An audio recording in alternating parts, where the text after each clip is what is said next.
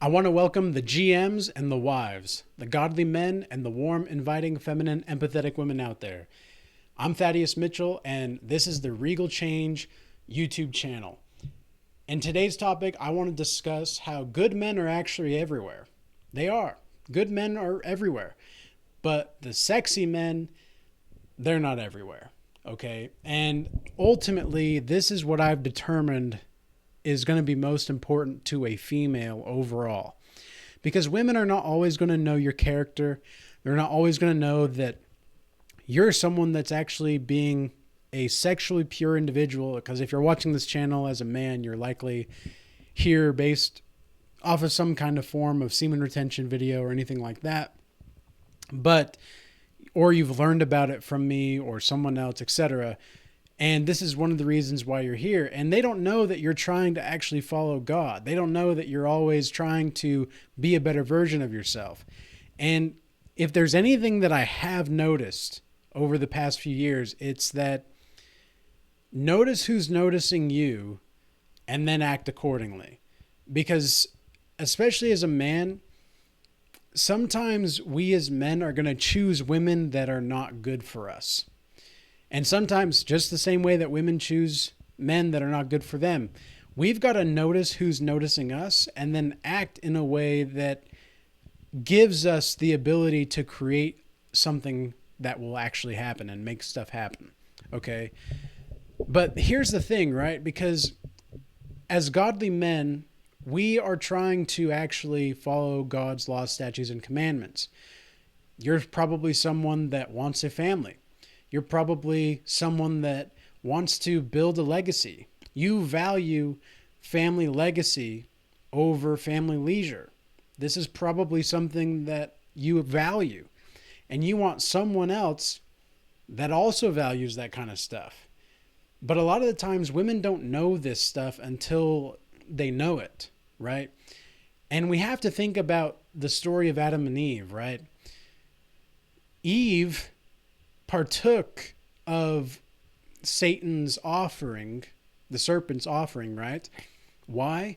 Because it was dark, it was mysterious, it was something that was almost off limits in a way, and because it was forbidden fruit, it made it more attractive to actually want to learn more about, right? And even the serpent beguiled Eve, saying, "Thou shalt not surely die," right?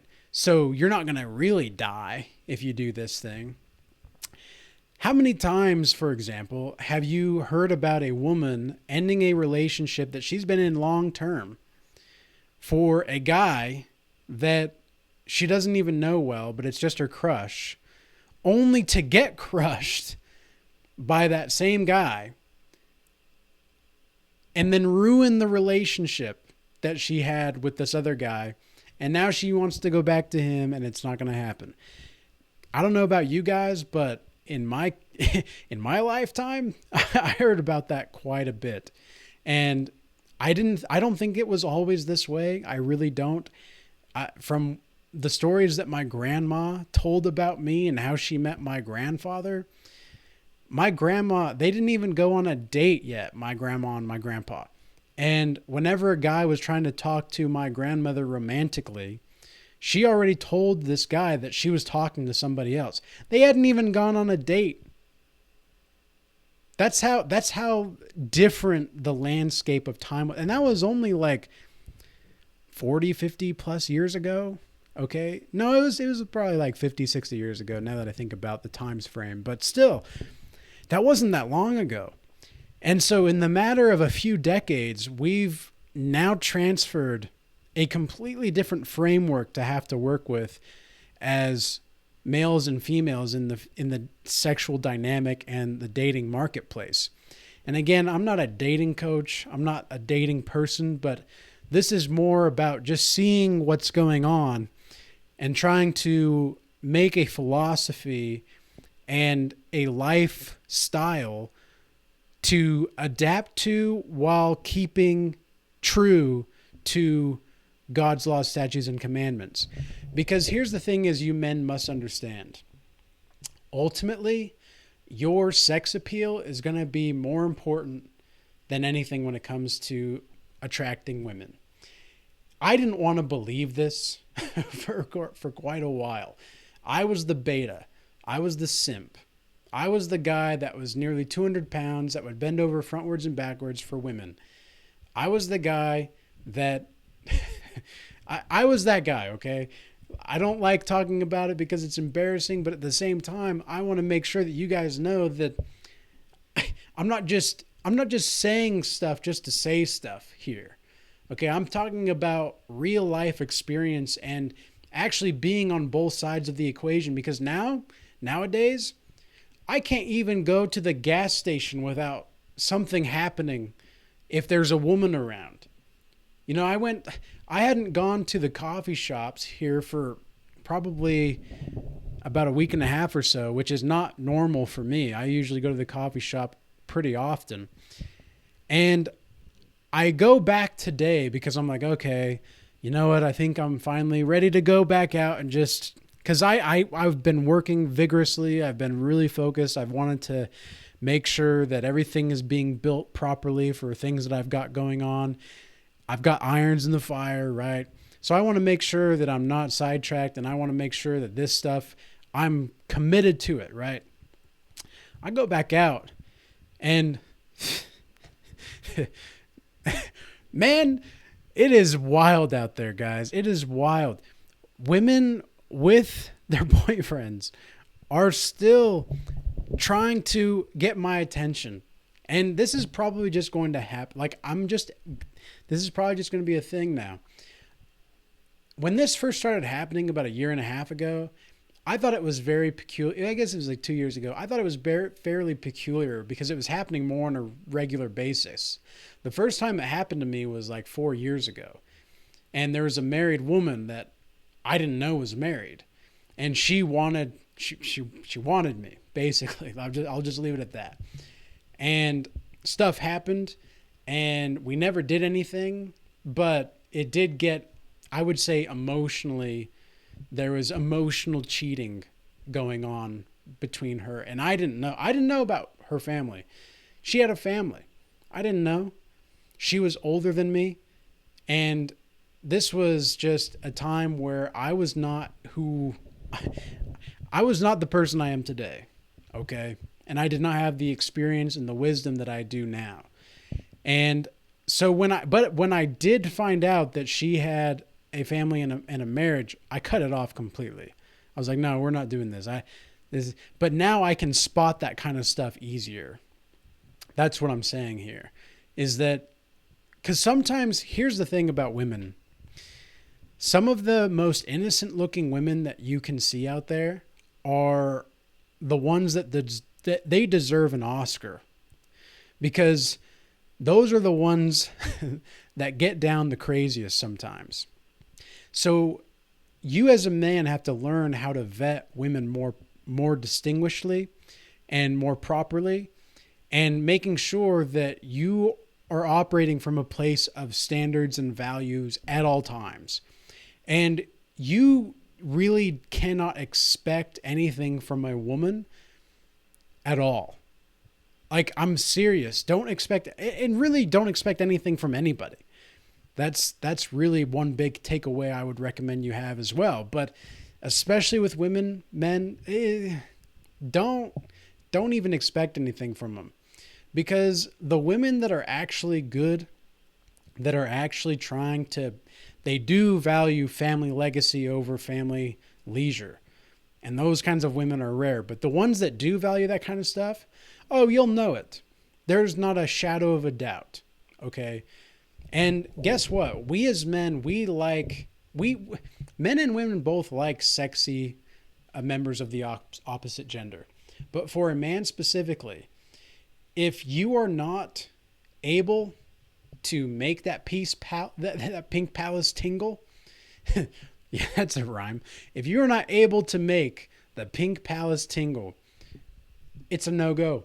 It's a no-go for the long term. Ultimately, if you can't do that as a man, and it comes down to taking care of yourself, making sure that you're physically healthy, and it's going to be more about your spirit and your presence more so than anything else. Because here's another thing I want to mention. The people that you keep are going to be the ones that are a reflection of you, not the people that you just attract. Because there's no way. I know who I am. I'm a healthy individual. I'm able to build and maintain healthy relationships. I have a small circle of people. And the fact that I'm able to attract like women that are already in relationships, that says more about them than about me as far as I'm concerned. Because if they were really attracted to their people that they were in a relationship with, they wouldn't even need to be looking at someone like me. And I'm not the kind of guy to actually participate in that kind of stuff. I don't do that. I don't do flings of any kind. So I started to think about this like 2 years ago, like, man, is there something wrong? Like what there, ultimately there's something wrong with me, right? Like I'm the common denominator. But now I've come to realize that it's like, well, you're probably going to be attracting people, especially if you are healing and you're on the godly path, you're going to be attracting all different kinds of people. And especially the kinds of trauma that you went through as a person, whether you're male or female. If you are healed on the other side, what you're going to be doing is healing people that have had similar kinds of trauma. Okay? So the stuff, then the people that I'm attracting is not necessarily a direct reflection of me, and it's not a direct reflection of you either. If you're attracting certain kinds of bad people, let's say, or toxic people, whether or not you keep them and whether or not you tolerate them and whether or not you accept them without holding to any boundaries, that's what's going to dictate your character. Okay? So be clear on that. And I also want to be clear that being competitive is also going to give you a sexual edge. And the reason for this specifically as a man, because it's not going to necessarily do so as a woman. And I'm not saying you should be competitive in your relationships with women. Okay? I'm competitive in almost all my aspects of my life, apart from my relationships with women. Because I understand that I'm not competing against women.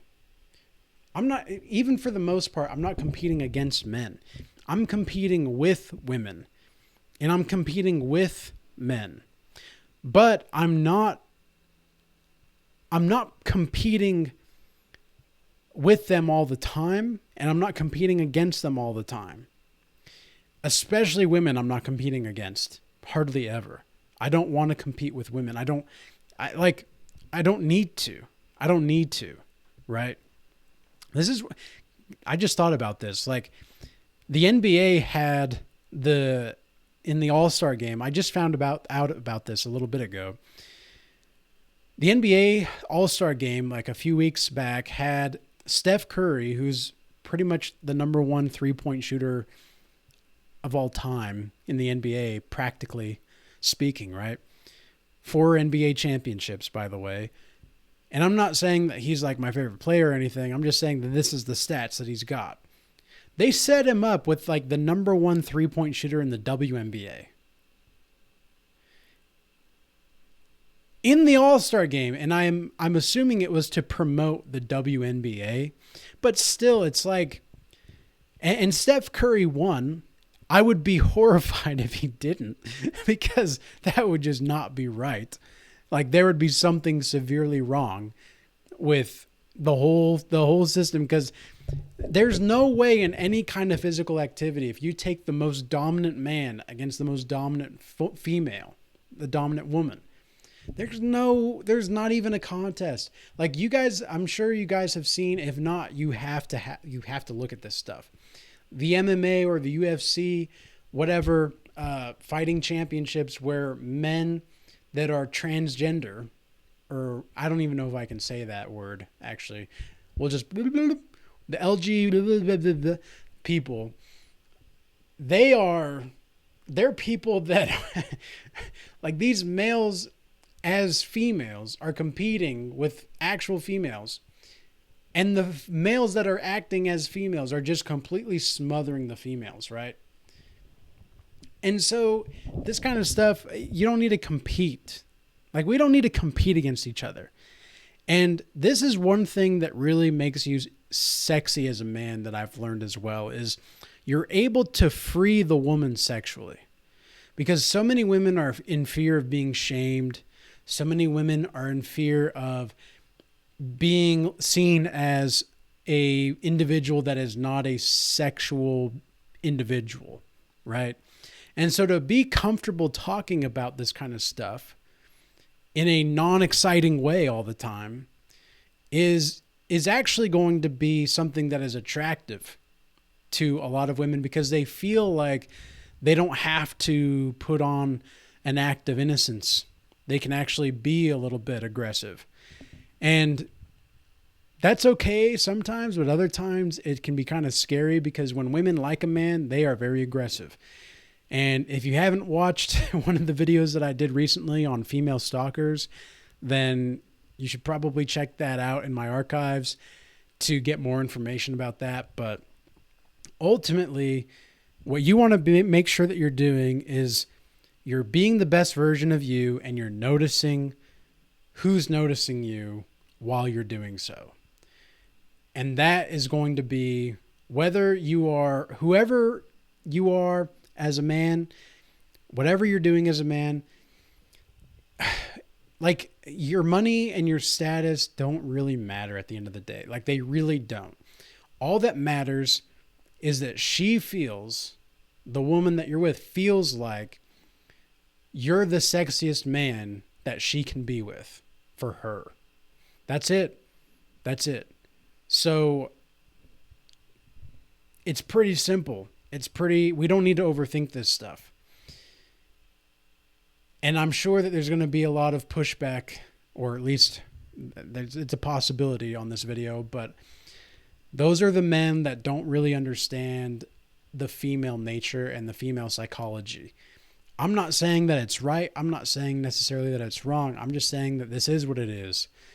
And there's a reason it's not talked about, because if it was talked about, there would actually probably be more successful marriages in the long run. And the reason being is because you would know how to stimulate the mind and the emotions of the woman that you're with, because ultimately that's going to be what keeps her. Money doesn't keep a woman. It's a prerequisite to a long-term relationship. Absolutely. Like, there's no doubt about that if you want a quality woman. But she can help you build that, and you can build that together. So with that being said, I hope this message was useful and insightful. And until next time, peace be with you.